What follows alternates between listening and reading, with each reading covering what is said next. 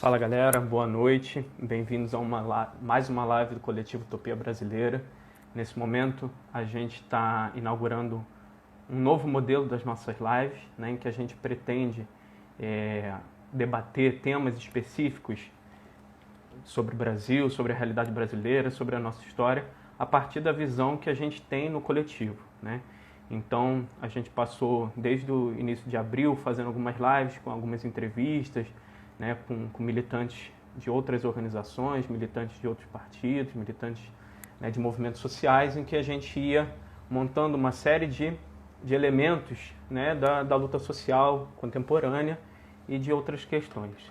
A partir desse dia de hoje, né, a gente está lançando um novo projeto, que é um projeto de live que vai se tornar um livro.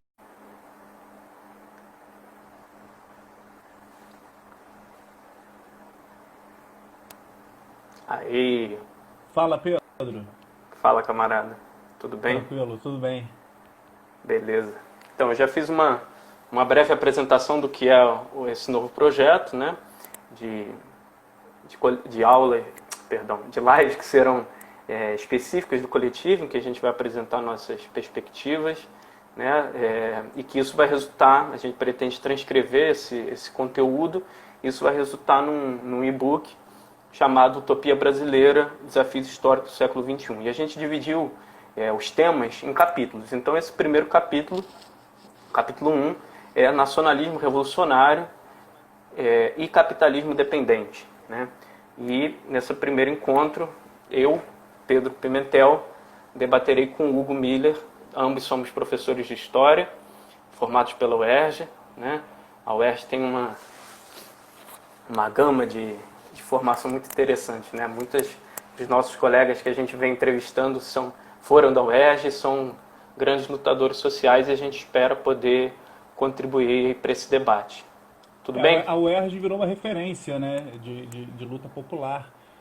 Várias vezes conversando com amigos de outras universidades públicas, assim, eles falam assim, porra, nossa, mas a UERJ, né, a UERJ tem esse traço de luta, tem esse traço popular, né, a própria localização da UERJ na Zona Norte, perto do trem, realmente a UERJ ela é singular nesse momento que a gente vive, porque acaba formando uma série tanto de intelectuais de renomes, quanto pessoas que estudam lá, que tem um pensamento muito engajado, né? E isso falta muito na nossa academia hoje, né?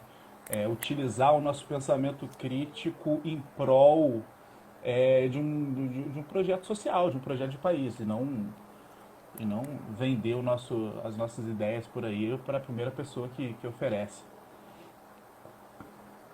Sem dúvida, meu camarada. Então vamos lá, vamos dar o pontapé a essa nossa conversa de hoje, que a gente pretende, inclusive, que as pessoas participem, mandem perguntas, né? A gente vai apresentar o tema e espera e conta com a interação de vocês. Show? É isso. Então, Vamos embora. Então vamos embora.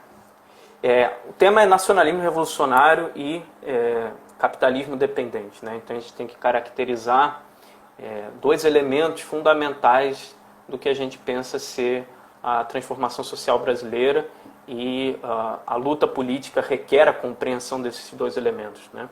Então, eu acho que a gente pode partir da observação que as últimas eleições, elas nos colocaram diante de uma questão, que é a questão do nacionalismo, né? A gente sabe que o atual governo é o que a gente chama daquela patriotada barata, que pega a bandeira do Brasil para vendê-lo a todo custo, né? Mas a gente tem uma outra vertente disso, que a gente caracteriza como o nacionalismo revolucionário, e que é uma questão que até dentro do campo da esquerda é uma questão muito polêmica, muito tensa, né? Recusada a debater. Às vezes então, tratado como um tabu mesmo, né? Sim, de fato, né? Questão a realidade entre o nacionalismo e o internacionalismo, né? Como se um excluísse o outro, né? Então, assim, a gente está vendo que no campo da esquerda, né, a necessidade de que está ganhando força, né, essas pautas nacionais, e alguns setores também estão começando a se reivindicar nacionalistas, né? Mas a gente pouco sabe de fato o que significa, né, e qual é a potência política para a luta revolucionária do que é o nacionalismo revolucionário no contexto brasileiro. E aí eu queria que você começasse apresentando como que a gente pode caracterizá-lo e como é que surgiu na história. Eu só ia te pedir uma coisa, você está de fone? Estou com fone. Tá dando retorno da minha voz. Será que tá? Será que teu computador também? Não. O computador tá... O computador tá com as minhas anotações. Mas tá me ouvindo bem, né? Aqui. Agora parou de dar retorno. Não. Vambora. Mas tá me escutando bem? Tô te escutando bem. Beleza. Então, cara, assim, falar de nacionalismo é um tema muito amplo, né? E não é falar só de nacionalismo, fala de nacionalismos. Por isso que eu acho que é importante a gente fazer um recorte histórico e geográfico, né? E assim, o recorte que eu tento fazer é um recorte do nosso Brasil contemporâneo.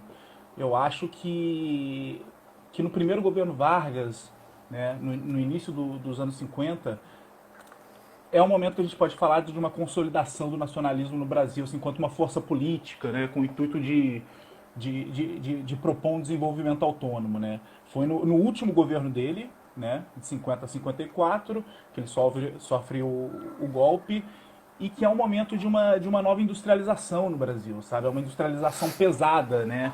É o desenvolvimento dos bens de produção, né? A fábrica que produz fábrica, ou então os bens primários para a produção, petróleo, enfim,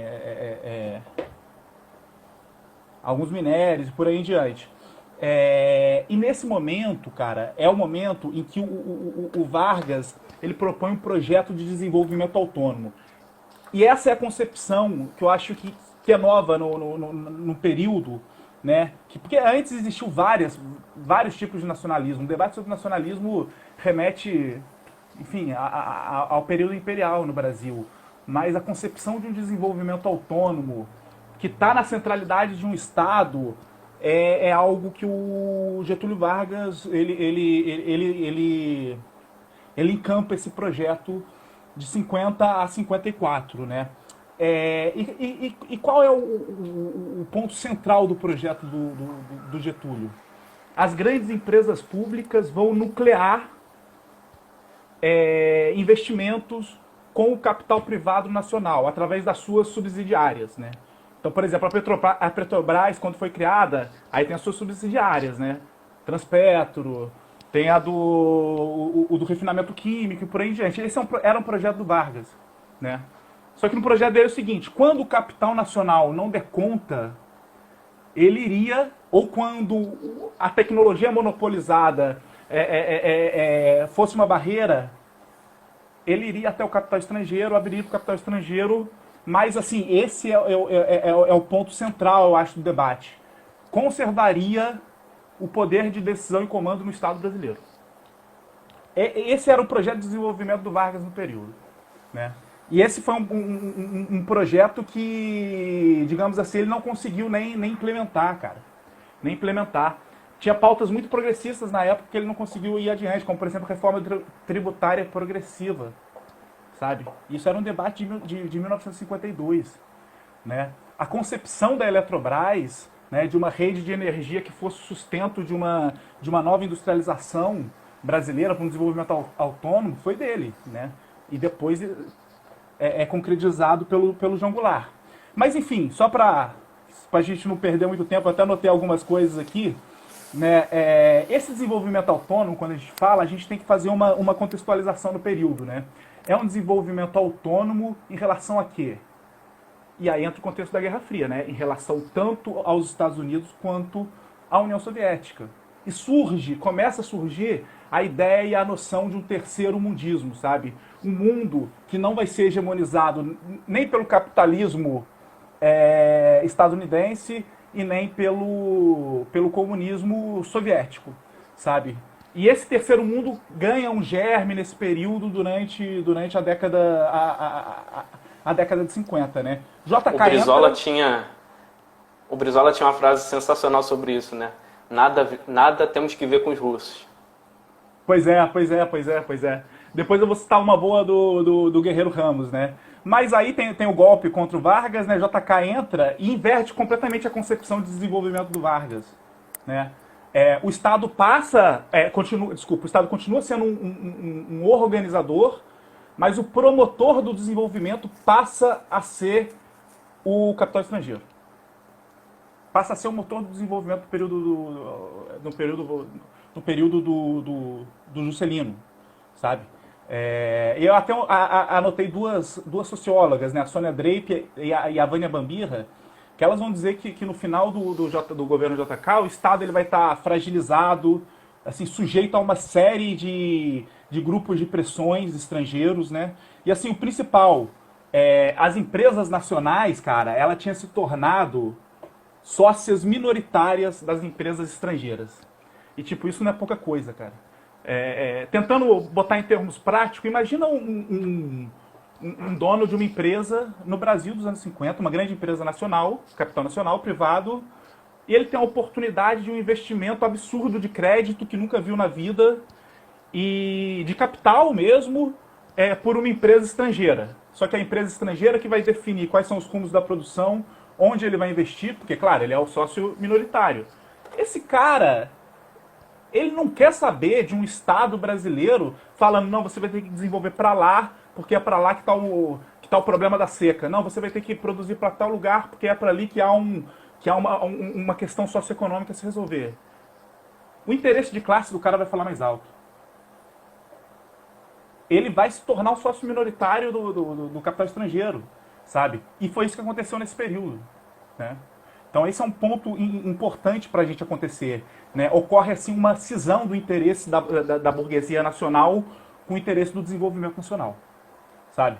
Esse é um ponto fundamental para a gente entender. Isso na virada da década de 50 para 60 a gente já começa a ver o fruto disso, digamos. A gente já começa a ter essa nova economia no Brasil, sabe? E isso vai fazer com que começa-se a questionar a burguesia industrial como vanguarda do processo de desenvolvimento autônomo brasileiro, sabe? Isso nessa virada de 50 para 60. Opa, peraí, uma série de militantes políticos, sociólogos, intelectuais. Porque naquela época não tinha muito essa divisão entre intelectual e militante, né? O cara era intelectual, o cara ia militar, né? Mas... Deixa eu só te fazer um parêntese até para a gente aprofundar uma questão. Como é que os partidos da época expressavam essa questão do nacionalismo? Eu acho que você está entrando nisso, né? Dos sociólogos, isso tudo, né? O PCB, o PTB, e o Partido da Burguesia, a UDN. É nisso que eu ia entrar. Sua pergunta é bem oportuna, porque quem são esses que começam a questionar a burguesia industrial como vanguarda desse processo de desenvolvimento autônomo, né? Não há um iluminado, né? Um grupo grande de auto-intitulados nacionalistas, né? E que levantava essa bandeira na época, né? A gente pode citar a Frente Parlamentar Nacionalista, que é de 56, mas começa a se radicalizar no governo João Goulart, né, com a presença do Brizola, do Neiva Moreira. A própria FMP, a Frente de Mobilização Popular, se não me engano. FMP, isso. Frente de Movimento Popular, organizado pelo próprio Brizola, sabe? Então, são esses movimentos nacionalistas que dentro do Estado e fora dele começa a fazer essa crítica, sabe? A esse período, né? E a gente começa a ver uma outra noção de nacionalismo, sabe? Um nacionalismo menos acadêmico, sabe? Um nacionalismo menos catedrático, um nacionalismo mais popular, sabe? Um nacionalismo que queria se desprender um pouco de uns vícios burgueses que eles outrora achavam que era o grande promotor do nosso desenvolvimento, sabe? Era mais ou menos isso. Então, aí, por exemplo, você vai ter o Alberto Guerreiro Ramos, um grande sociólogo brasileiro, muito pouco conhecido, por ser um sociólogo engajado, né, no período. Então, a academia meio que sempre deixava de lado, né? E por ser negro também, né? Ele sofreu racismo fora e dentro da própria academia. E o Alberto Guerreiro Ramos, no período, ele falava, quanto mais grupos nacionais.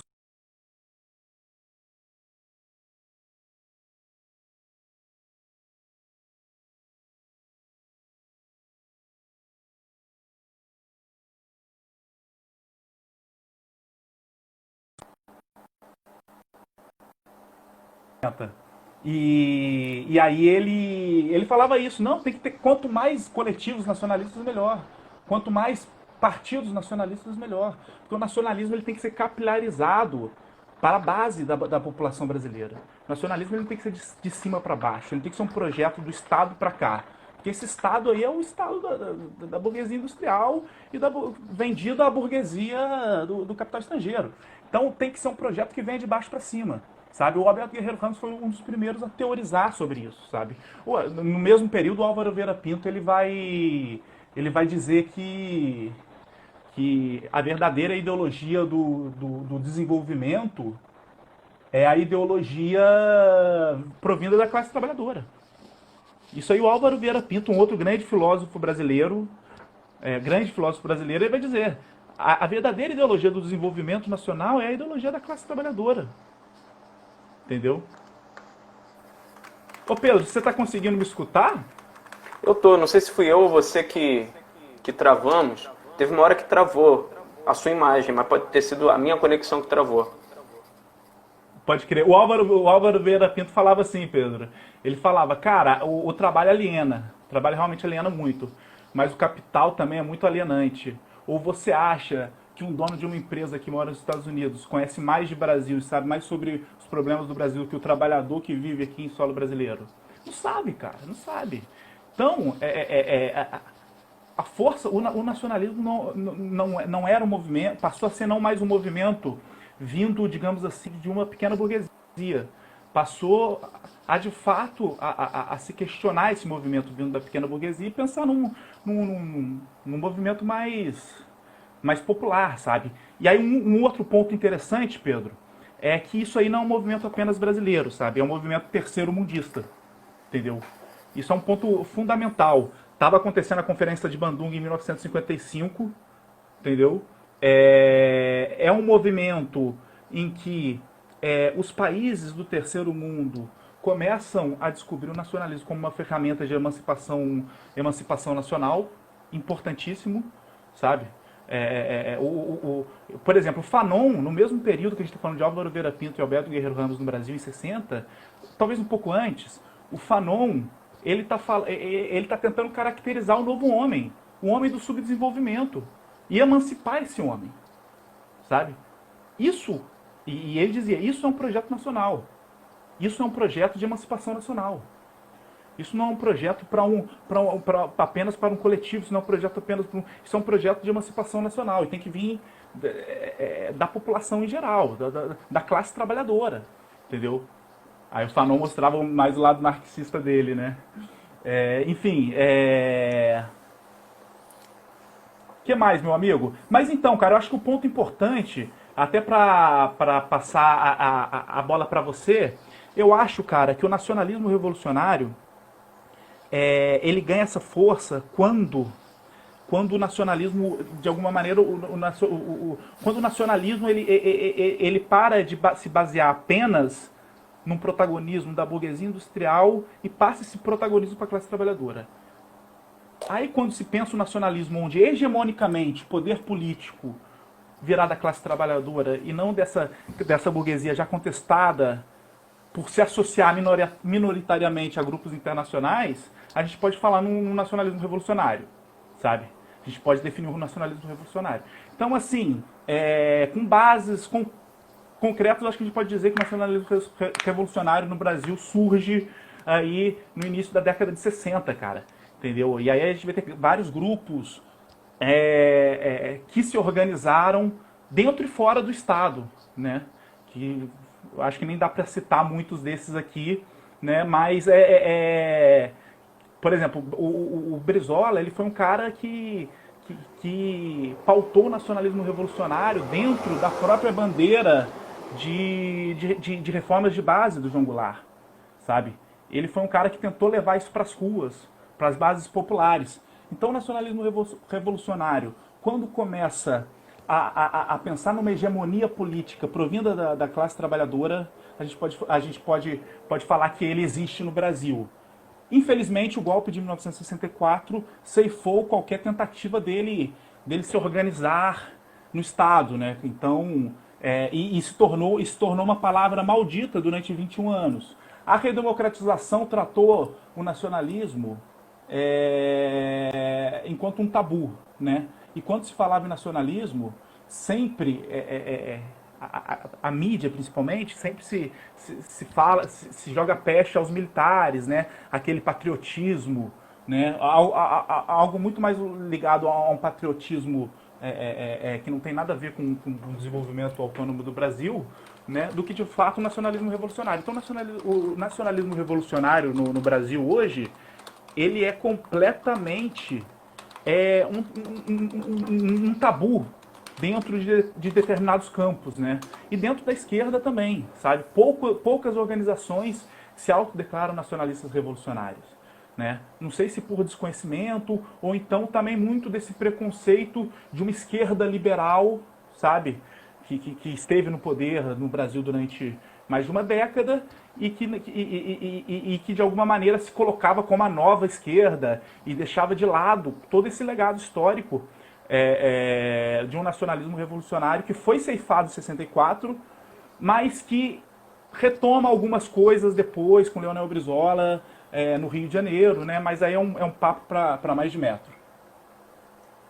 Mas Pedro, só um ponto para passar a bola para você que eu não posso esquecer de fazer é o seguinte, né? Esse nacionalismo revolucionário no final da década, aliás, no início da década de 60, ele como eu falei, ele é rompido pela ditadura militar, né? Mas uma série de pensadores e militantes também levaram esse nacionalismo revolucionário a uma teoria que radicalizou, sabe? Radicalizou o nacionalismo revolucionário no Brasil e é uma teoria, acho que muito interessante para a gente conhecer, que é a teoria marxista da dependência. Sou eu agora? Essa. Vai que é tua. Levantei a bola para você. Pronto agora. Beleza.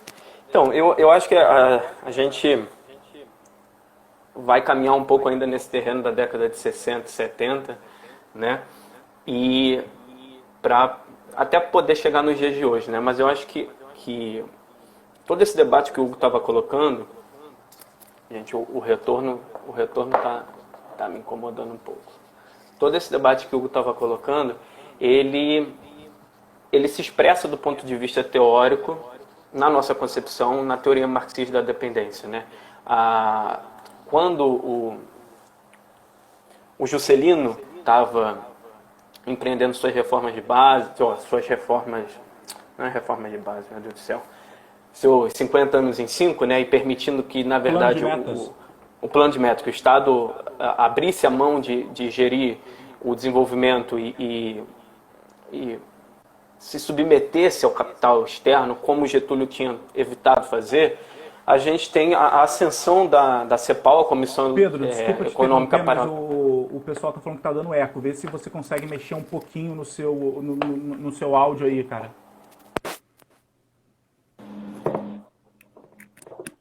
E agora? Continua dando eco, né? Eu não sei porquê. Se eu falo de ouvido. Foi? Tá melhor assim? Tá retornando. Não, eu te escuto normalmente, mas o pessoal tava reclamando. Mas manda bala. Vai que é mas tua, Hugo, só pode estar dando eco do seu Hugo. Você tá entendendo? Se eu tô falando, o som projeta aí e volta. Manda bala, Pedro, segue. O som projeta aí e volta. Segue. É o seu. Eu vou seguir, mas eu sei que tá dando. O retorno tá vindo de você, Hugo.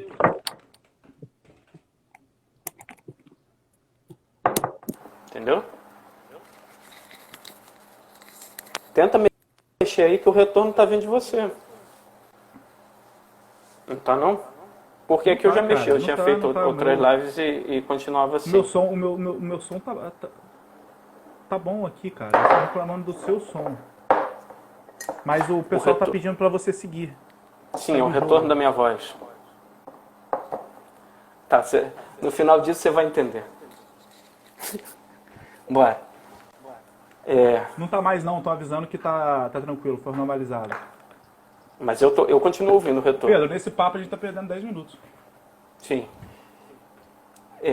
Então, acho que a principal expressão disso é a teoria marxista da dependência, mas isso tudo tem uma história que vale a pena contar, que é o papel da Comissão Econômica para América Latina, né, a CEPAL, né, e que o Celso Furtado, né, principalmente, que é o nome dessa teoria econômica que observava que, por mais que o país se desenvolvesse, né, tanto com Getúlio quanto com o JK, o Brasil continua, do ponto de vista social e também do ponto de vista econômico, com diversos atrasos, né? Esse era o termo que era utilizado na época, né? Desenvolvimento de um lado e atraso do outro, né? Então essa comissão econômica, a CEPAL, ela começa a estudar do ponto de vista estatístico, né, na economia, e percebe que o país estava produzindo riqueza, mas essa riqueza estava saindo do país mais do que ficando no país, né? E aí começa a surgir algumas concepções sobre um desenvolvimento desigual, né? Então, na hora que o JK traz as montadoras, principalmente as montadoras para o Brasil, essas empresas, elas têm o objetivo de explorar o trabalho aqui, de produzir suas mercadorias, vender aqui ou não vender aqui e remeter os lucros para os países de origem, né? Isso é o desenvolvimento desigual. E combinado, né? Por que combinado? Porque ao mesmo tempo em que supostamente industrializa o país, ela também aumenta o excedente nos países de origem dessas empresas, né? Então vem para cá a Volkswagen, a Ford, né? Elas montam grandes parques industriais que na verdade são financiados em sua infraestrutura pelo Estado brasileiro, né? E o lucro ele fica mais lá fora do que aqui dentro, né? Então começa a se pensar, né, que esse desenvolvimento do capitalismo é um desenvolvimento global, né, e que ele não produz os mesmos efeitos nos países centrais e nos países periféricos, né? Essa é a concepção que a CEPAL chega, né, analisando os dados e vendo o quanto que essas empresas conseguiam produzir, o quanto que o resultado daquela produção ficava no país e ajudava para o desenvolvimento social desse país, e o quanto que desse material todo, desse excedente de riqueza, desse dinheiro, os lucros, os dividendos e os juros, se acumulavam muito mais fora do país, né? Então o resultado disso era um desenvolvimento que mantinha a miséria, tanto nas cidades quanto no campo, intacta, né? Então, diferente do que a gente havia observado na Europa no século XVIII, XIX, né, de um desenvolvimento capitalista, industrial, em que, evidentemente, ele se baseava ainda no antigo colonialismo, ainda não estava transitando para esse imperialismo econômico, né, mas que nesses locais, na França, na Inglaterra, desenvolvia e essa riqueza, ao invés de sair de lá, se acumulava lá e permitia uma mediação dos sindicatos, né, uma grande luta que ia transformando o capitalismo ideologicamente no ponto de chegada do progresso material, né? Por isso todas aquelas ideologias burguesas do último estágio da civilização, que era a sociedade burguesa, que era o capitalismo, né? Nos países periféricos que experimentavam a industrialização não surtia os mesmos efeitos que haviam surtido na Europa, né? Uhum. Então a gente tinha desenvolvimento das grandes cidades e, ao mesmo tempo, a favelização crescia, a miséria crescia e as indústrias estavam aí. Então tinha alguma coisa errada que não era falta de capitalismo, que era o próprio capitalismo. Sim, o Rui Mauro Marini, só para fazer um parênteses no que você está falando, ele, se não me engano, em 68 ele vai falar que revolução burguesa é essa que a burguesia industrial nacional se coloca contra as demais classes populares. Que ele fala assim, a revolução burguesa clássica ela não foi assim na Europa, ela houve um desenvolvimento nacional, a burguesia ela conseguiu fazer isso, né? Aqui a burguesia foi por outro caminho, né? Mas ela também estava imposta estruturalmente a ir por um outro caminho, né? Sem dúvida, né? Sem dúvida. Então, eu acho que a primeira expressão interessante do ponto de vista teórico isso é o Gunder Frank, né? E o Gunder Frank vai cunhar uma frase que é muito pequena, mas eu acho que explica isso tudo, que é o desenvolvimento do subdesenvolvimento, né? Então, enquanto os teóricos liberais, né, e aí o Robert Simonsen, que é um dos principais industrialistas e escrevia sobre isso, apostava que a industrialização desenvolveria o país, o Gunder Frank vai dar uma expressão político-teórica para isso e dizer, olha, na verdade o que está sendo desenvolvido é o próprio subdesenvolvimento. Essa coisa de que o país chegará às etapas iguais das potências centrais através da industrialização do jeito que está sendo feita com o capital internacional, na verdade ela está mantendo o subdesenvolvimento intacto e acelerando o seu desenvolvimento. Então, o desenvolvimento do subdesenvolvimento, né? É uma contradição muito grande, né? E eu acho que o golpe de 64, como você falou, ele vem por terra, não só do ponto de vista teórico, mas do ponto de vista político, a possibilidade da aliança entre a burguesia e os diversos estratos da classe trabalhadora, né?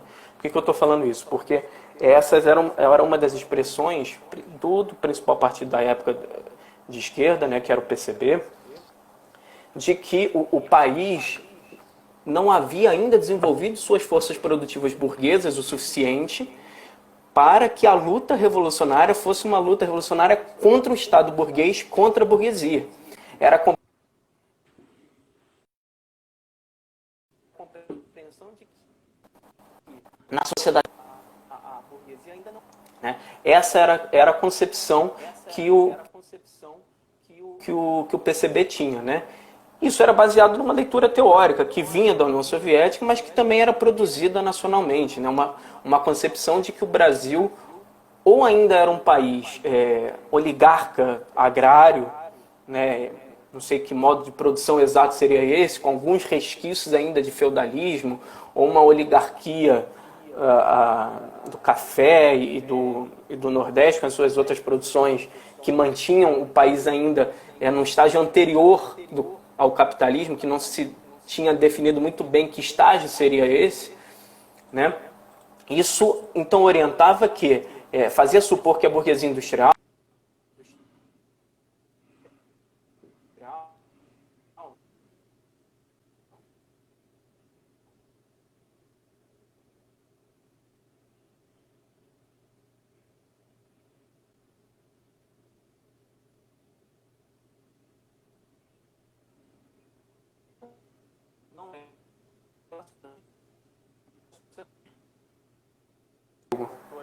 Deu uma travada, agora voltou. Repete o que você falou. Travada, né? Então, que essa concepção colocada pelo PCB, teórica, né, do ponto de vista econômico, ela fazia supor que a burguesia não era a classe dominante da sociedade brasileira, ou que essas oligarquias não eram burguesas. Então haveria necessidade de uma aliança entre a classe trabalhadora e a burguesia industrial, porque seria uma burguesia revolucionária, uma burguesia progressista, para um desenvolvimento primeiro das forças, né, e depois uma revolução que transitasse ao socialismo, capitaneada, tendo como vanguarda a classe trabalhadora, né? O golpe de 64 põe por terra toda essa concepção política e teórica, porque prova por A mais B que a burguesia nacional, seja ela no seu extrato agrário ou industrial, já estava controlando o Estado. Já era Estado antes mesmo, já era Estado com Getúlio, né? Eu acho que a gente tem que começar a perceber isso, que a burguesia industrial ascende ao comando do Estado com Getúlio também. É o Getúlio que dentro de um plano de desenvolvimento autônomo, permite aquilo que hoje a gente chama de uma conciliação das classes, né? A farsa que foi feita das conciliação das classes, mas essa... É um nacionalismo burguês. É um nacionalismo é o nacionalismo burguês, exato. Que se iludiu que podia desenvolver o Brasil a partir da classe industrial brasileira, da burguesia nacional. E essa burguesia industrial ela não chega ao poder em 64. Ela já estava no poder antes de 30, de uma forma um pouco tímida, mas ela ascende de fato na década de 30, 40 e 50 e já estava ali, né? Então isso tudo, o golpe de 64 põe por terra toda essa problemática e faz surgir movimentos políticos que também buscam uma releitura teórica para poder embasar a luta política, né? E aí surge, né, uma organização chamada Organização Revolucionária Marxista, que tinha um jornal chamado Política Operária, POLOP, que era organizado pelo Teotônio dos Santos, pela Vânia Bambirra e pelo Rui Mauro Marini, né? O chamado Grupo de Brasília, que já estava na UNB em 61, quando Darcy era reitor da UNB, já havia convidado esses 3 personagens, que são os personagens principais da teoria marxista da dependência, para fazer suas pesquisas na Universidade de Brasília, né? Todos eles serão exilados em 64, né? Nos desdobramentos do golpe, dentro do golpe, serão exilados e vão aprofundar sua concepção, né? Então, Rui Mauro Marini vai aparecer com um texto fabuloso que dá uma profundidade muito maior àquilo que o Gunder Frank tinha intuitivamente percebido, que era o desenvolvimento e subdesenvolvimento, e o Rui Mauro Marini, então, vai chamar de a dialética da dependência, né? E o que é a dialética da dependência? É a expressão teórica no campo da economia, né, da economia marxista, né, da economia política, da crítica à economia política, que esse é o nome todo que o Marx dá ao seu livro, a crítica da economia política, de que a dependência é a expressão econômica desse desenvolvimento, do subdesenvolvimento. De que maneira? Essas empresas, elas, sejam empresas nacionais ou empresas estrangeiras, elas sugam o excedente nacional. E o que o Rui Mauro revela com a dialética da dependência, né, que é fundamental para a nossa compreensão do que é a TMD? Revela três mecanismos, né? O primeiro, que é a troca desigual. O que significa a troca desigual? Vamos dar um exemplo básico. Tem uma empresa de caixinha de fósforo, né? Só que essa empresa de caixinha de fósforo ela não encontra no país uma empresa que seja companheira da sua produção. Sei lá, ela precisa de uma máquina para produzir aqueles quadradinhos da caixinha de fósforo e ela não encontra no país. Então ela tem que comprar de fora. E digamos que ela compre de uma única empresa ou de um único setor, sei lá, da Inglaterra ou da Alemanha, que possui aquela tecnologia e vende, né? Então o que o Romário vai dizer é o seguinte: olha, essa empresa que vai vender para o país, para o Brasil, para essa empresa de caixa de fósforo produzir o fósforo, ela vai precificar da maneira que ela quiser, porque ela detém exclusivamente a tecnologia. Então é um preço de monopólio, um preço de mercado acima do preço de produção. Custou 20 para produzir, mas como só eu produzo, eu vendo a quanto que eu quero, né? Esse é um dos mecanismos dessa troca desigual. Por quê? Porque o lucro da burguesia nacional... Joga o preço para lá do custo. Ele tem que ser empatado na compra de um maquinário que não é produzido no país, porque o país não desenvolve tecnologia. Então, se fosse produzido aqui e custasse 20, né, igual ao custo de produção lá, mas, como não é produzido aqui, o cara tem que pagar 40 por um negócio que deveria ser 20 se fosse produzido aqui do lado, numa empresa amiga, né, que fosse correligionária ali daquela produção.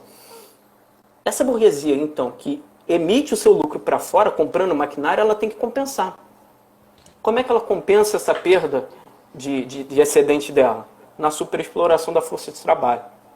O que é a superexploração da força de trabalho? São alguns mecanismos, né? A intensificação da jornada de trabalho,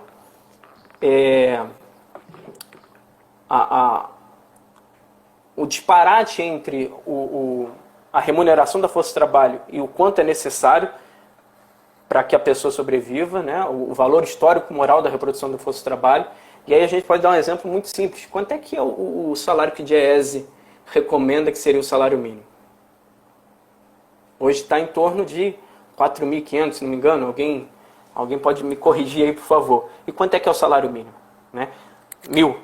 Então, essa distância entre o salário necessário e o salário pago é um dos mecanismos da superexploração da força de trabalho. Além do aumento da jornada de trabalho sem o aumento da remuneração. E a gente pode adicionar outros mecanismos, a inflação, né, o problema eu gosto de fazer do padrão dólar, Pedro, e etc. Uma ilustração sobre isso é o preço, por exemplo, do videogame, né? O preço do videogame, todo mundo... boa parte das pessoas fala, não, o videogame está muito caro porque o Estado fica botando imposto nos produtos, porque lá nos Estados Unidos é barato. O videogame se encaixa perfeitamente no que você falou aí. Os componentes dele, a tecnologia é toda monopolizada por lá. Eles têm a capacidade de elevar o preço disso em determinados polos mundialmente. Alguns polos, eles elevam o preço. Eles têm essa capacidade. O videogame é um exemplo disso. As pessoas ficam botando a culpa no Estado. Ah, não, porque o Estado tem muito imposto. Não, cara, é que a gente não tem a tecnologia do videogame. No dia que a gente tiver essa tecnologia, a gente consegue passar ele por um valor muito mais barato. E aí eu queria dar um último exemplo, até para a gente continuar essa troca, que é um exemplo atual para a questão da pandemia, né? A crueldade que a gente está vendo hoje, né, da forma como o Estado brasileiro, seja ele do governo federal ou dos governos estaduais, no trato à pandemia, ela pode ser explicada pela teoria marxista da dependência. Na minha interpretação sobre o seguinte entendimento. Por que as políticas de Estado, né, federal não houve política, né, a política é deixar morrer, mas por que as políticas estaduais não foi da testagem em massa e sim da criação de hospitais de campanha e da compra de respiradores? Porque a testagem em massa é barato. A testagem em massa não dá lucro para ninguém. A burguesia nacional, ela não produz absolutamente nada de significativo no plano internacional de alta tecnologia. A não ser algumas estatais, como a Fiocruz e o Instituto Butantan, que tem pesquisa e tem tecnologia de ponta, a USP ou, sei lá, o Albert Einstein, que é privado, a nossa burguesia é uma burguesia compradora. Se o Estado tivesse o interesse de combater a pandemia, não ia dar lucro para ninguém. Então o que a burguesia nacional faz? Olha, nós vamos combater, nós vamos ajudar a combater, comprando respirador. E aí, o Darcy sempre colocou isso de uma forma muito clara. A burguesia compradora, ela é uma burguesia corruptora do Estado. Sim. Ela se alia à corrupção que está inerente aos partidos da ordem burguesa no Estado, para que ela consiga compensar a deterioração dos termos de troca, ou seja, o fato dela ter que comprar para fora, alguém tem que pagar a remessa de lucro que ela está fazendo. Quem é que paga a remessa de lucro? O Estado, na hora em que ela superfatura. O Mauro Marini já revelou esse mecanismo. A burguesia nacional, que não produz, que precisa comprar maquinário de fora, ela precisa compensar essa perda. Né? É aquela continha que eu fiz, se o negócio custa 20 e ela paga 40, para um negócio que teoricamente lá na França custaria 20, mas aqui não é produzido, se eu paguei 40, eu vou ter que vender a 60 para o Estado. Então essa diferença de 40 aí, porque a diferença de 40 não é a diferença de 20. Quem paga é o Estado. É o Tesouro Nacional. E o Tesouro Nacional paga através do trabalho, porque imposto é trabalho. Imposto não é o salário que eu pago e devolvo com imposto. Isso aí é duplo imposto. Imposto é o resultado do trabalho, a arrecadação do trabalho. Né? Então, eu acho que esse é um dos elementos interessantes da teoria marxista da dependência Porque ela explica, do ponto de vista científico, qual é a característica da burguesia nacional. E essa característica é de um mecanismo de transferência de valores que precisa ser compensado. Ele é compensado, seja pela superexploração da força de trabalho, ou seja, se eu estou perdendo lá, eu tenho que manter o capital variável muito baixo, porque eu crio uma distância entre os meus gastos e meus rendimentos e mantenho a taxa média de lucro. E cada vez mais que o preço lá de fora, por exemplo, por causa do dólar aumenta, eu tenho que diminuir o salário, esmagar o salário. Qual é o mecanismo perfeito para esmagar o salário? A inflação. Ou então eu precifico acima do custo de produção e do custo de compra. E quem é que pode financiar essa precificação sobrevalorizada ou sobreprecificação? Só o Estado brasileiro, porque o Estado brasileiro é trilionário. Porque eu não vou vender respirador para o cara da favela que pegou Covid. Para esse cara que não deveria ter pego Covid, eu faria o teste, isolaria as pessoas lá. Mas o Estado tem condição de comprar um respirador que custa 20 mil a 700 mil reais. Sim. Né? Então eu acho que aí está desenhada a potência para a gente entender que assim, é cruel, evidentemente que é cruel, só que é um mecanismo que se repete há 150 anos da burguesia nacional, né? Dessa suposta burguesia nacional, que nunca foi nacionalista, ela sempre foi vende pátria, como Darcy colocava. Sim, não, e aí entra a necessidade desculpa, rapidinho, do nacionalismo. só um Não, parênteses. entra a necessidade do nacionalismo revolucionário. Sim, não, e exatamente isso. Quando a gente fala que o nacionalismo revolucionário ele traz a classe trabalhadora como protagonista do processo de transformação do Brasil, do novo modelo econômico, do desenvolvimento autônomo, e aí eu até queria que você falasse um pouquinho sobre isso.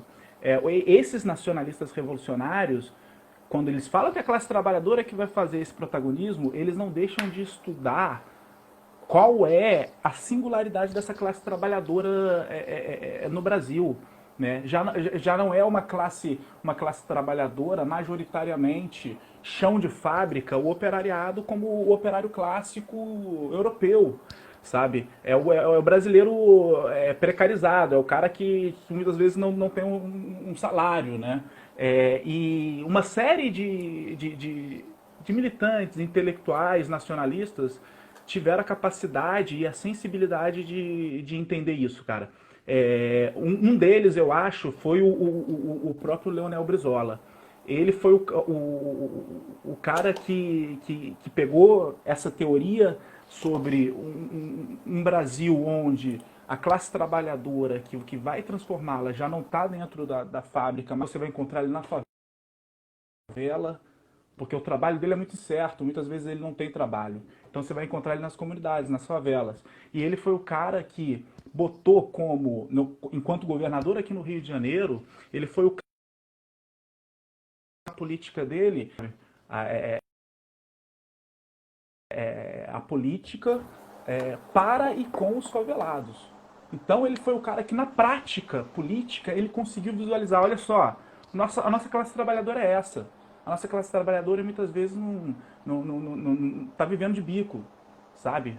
Hoje está num rap, amanhã num iFood, fazendo entrega, mas ele não tem muito um local de trabalho às vezes. Às vezes o papel do Estado é estar lá na favela com ele e transformar aquela realidade. O Brizola conseguiu mostrar a singularidade dessa classe trabalhadora. E os nacionalistas revolucionários, como Darcy Ribeiro, também. Né? E eu queria que você falasse um pouco sobre isso, como a nossa classe trabalhadora não é uma classe trabalhadora europeia, que a gente tem que entender isso. Sim, de fato. O Darcy expressa isso na década de 60, né, no Teoria do Brasil, e depois no Povo Brasileiro, já na década de 90, ele dá os contornos mais perfeitos da sua compreensão. Né? O que o Darcy vai observar, e a gente pode verificar isso censitariamente, e isso inclusive foi objeto da minha pesquisa para o final do século XIX, é que o operariado clássico, o operariado chão de fábrica, ele não compõe nem 10% da população. Isso das grandes cidades. Né? Então o que o Darcy observa? O Darcy observa que, na verdade, a classe trabalhadora, aqueles que vivem da venda da força de trabalho, elas são segmentadas em alguns estratos. Né? O extrato clássico disso seria o que o Darcy chama de classes subalternas. São o campesinato assalariado, ou o campesinato que tem um minifundiário, né? Microfundiário, nanofundiário, e o operariado assalariado de serviços ou da indústria. Isso é uma coisa desse tamaninho na sociedade brasileira, né? Agora, o grosso dessa população é as classes oprimidas ou marginalizadas, que é o conceito que o Darcy coloca, né? Essa classe oprimida, ela não consegue atingir o trabalho. Que trabalho é esse? O trabalho formal, né? E aí eu vou dar um exemplo que precisa ser dito, né? Quando os governos do PT avançaram no fim do desemprego, chegou a uma taxa de 4%, e naquele momento diziam que era o pleno emprego, quais foram os principais empregos criados de carteira assinada? Foram os empregos no chamado serviços, mas que a gente observar dentro dessa estrutura que o Darcy coloca nas classes marginalizadas, né? Uma tentativa de transferir parte da classe marginalizada para as classes subalternas. Não tem nada de classe média. Isso é uma palhaçada. É uma invenção, né? É uma invenção de uma intelectualidade. Do ponto de vista teórico, do ponto de vista científico, é grosseiro, é vazio, não ajuda em porra nenhuma, né?